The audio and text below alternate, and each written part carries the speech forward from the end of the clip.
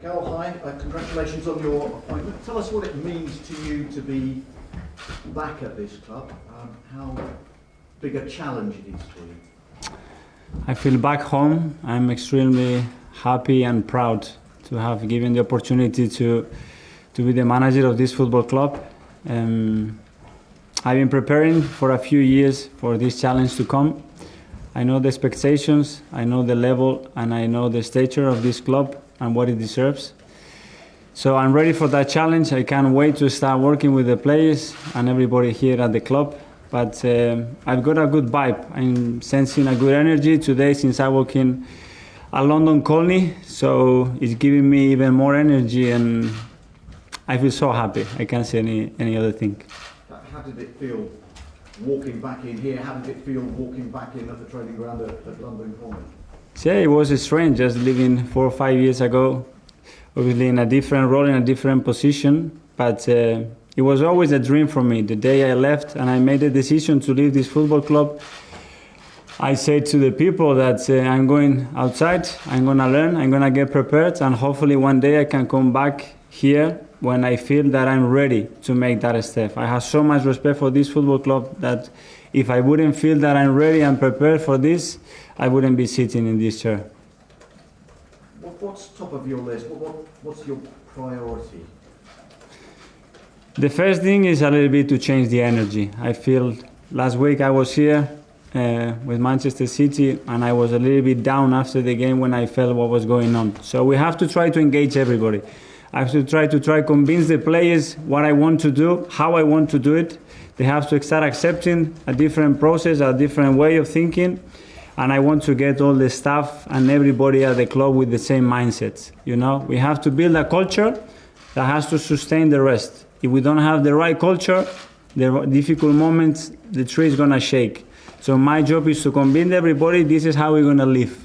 And if you are going to be part of this organization, it has to be in these terms and in this way.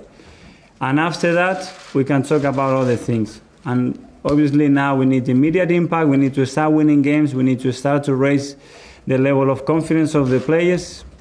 And finally, we need the fans. We need to engage them, we need to be able to transmit with our behaviors, our intention, what we want to bring to this football club. And I think that's the only way where if we give them, they will give us a little bit, and suddenly we'll have to feel that connection because we need to plug these two things together. This is so powerful. I've been outside this football club, and when you are outside, you look at it and you say, wow, this is massive, you know? So this is how I'm feeling. There's so much to do. I'm so excited. I think we have the right team.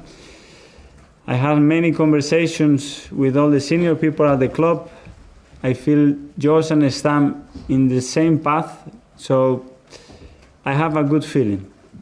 Do you feel that the club has lost its way a little bit, lost a bit of its identity since you were a player? That's what I'm sensing from the outside. I would like to start to make some steps and start to understand the reasons why. I'm seeing there are reasons behind it. There will be a history behind it, and I have to try to understand quickly why this is, to implement certain things that will be quick wins for the players, the staff, and everybody. And I think that's the challenge now when we don't have much time to train, much time to stay talking about other things because there are some important games coming up. But we have to create the right vibe, you know, the energy, and everybody at the organization has to feel so privileged to be here. It's no other way. You've been with Pep Guardiola for, just over 3 years, 3.5 years.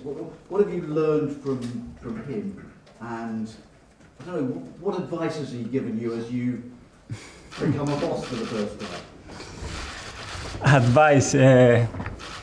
What did he say? What I've learned mostly is that you have to be ruthless and you have to be consistent and you have to fit every day the culture of the club to create a winning mentality. And to sustain it is even harder. So every day is important. Every act is important. Every word of the organization is important. His word rate is incredible. How inspirational it is to people is incredible. But for me, the secret is that the people and players and the staff have to believe what you're trying to deliver. you have to be able to transmit it, and people will buy into that. And when they do that, then you are a team, everybody's together, and united, we will be strong. I've been speaking to one or two Arsenal fans, and they all wish you well, but some of them are a little concerned that this is your first step into management. What do you say to them? That I completely understand their concerns. That's the only thing I can say. But I will try to convince them that that I'm prepared, that I wouldn't be sitting here if I honestly don't feel that I'm prepared to take this responsibility, and that I will burn every drop of blood for this football club to make it better. How close did you come to getting the job 18 months ago? Do you know? A little bit close. Yeah? Yeah. Were you offered the job? It wasn't the right time. When things doesn't happen, is because it wasn't the right time. The right time came now, and I'm glad I learned a lot from that experience as well. It was great to be part of a process of that nature, and I was better prepared for this one, and I think it helped, and it was a very positive thing to happen. That's it. You did a very emotional goodbye to this club as a player, all sort of tears. Just tell us a little bit more, you touched on it, but just tell us a little bit more about what this club actually means to you. Well, when I was playing in England, I started to realize what Arsenal meant. Obviously, I was born in Barcelona, and the club that had more similar style, more similar values and vision, it was Arsenal. So I always talk to the people around me that I had a dream, and it was to play for this football club. And it was one man, his name is Arsene Wenger, that believed in me and gave me the opportunity to play for this club. And after that, he made me captain of this football club, and I wouldn't be sitting here if he couldn't have the vision to give me the opportunity to enjoy this incredible club. You said, I must try and convince the players, and they need to start accepting a different way of thinking. Mm-hmm. So what has been going wrong in the last 18 months that you think has fundamentally changed the way they think? Well, I have my ideas that I would like to keep for myself, because I have to corroborate them when I see them act, when I see them behave, when I see them live together. I want to do things my way, but convincing them that it's the right way for everybody to live better. Everybody has to respect each other, first of all, and I want people who is accountable for what I'm asking them to do. I don't want people hiding. I want people to take responsibility for the jobs, and I want people who delivers passion and energy to the football club. Anyone who doesn't buy into this, that it has a negative effect or whatever, is not good enough for this environment and this culture. So there are things to change, absolutely, because they're not performing at the level that we expect them to. But we have to help them, and to help them, I need to know what's happening. I need to understand them, how they're feeling, what they're lacking. You know, if I get to reach that point, then I can help them, and then they will trust me, and then they will follow me. You're now the youngest manager in the Premier League. Mm-hmm. What's more important, passion or experience? Time will say. To talk about experience on a job has a lot of roles and responsibilities. Some of them I was doing them in my previous job, and some others not. But most of them are linked, and there are things that you do have or you don't have. The experience bit, I can't touch it. It's completely against me, you know. The good thing is I feel young. You know, when I was playing at 34, I was always the oldest, and now as a manager, I'm the youngest. So it has a lot of positive things as well on that. But I know it's what it is. I have to adapt to the job. I want to have, and I have a lot of good people around me to support me, you know, and we will try our best. Mikel, welcome. Mesut Ozil, of course, a player you played with. He's welcomed your appointment. Has he been displaying enough energy? Has he got a future in this club under your identity? He's a massive player for this football club. You know, and as I said before, what I want is I want to understand how they are feeling and what they need. You know, it's not so much about what I need, about you have to understand them.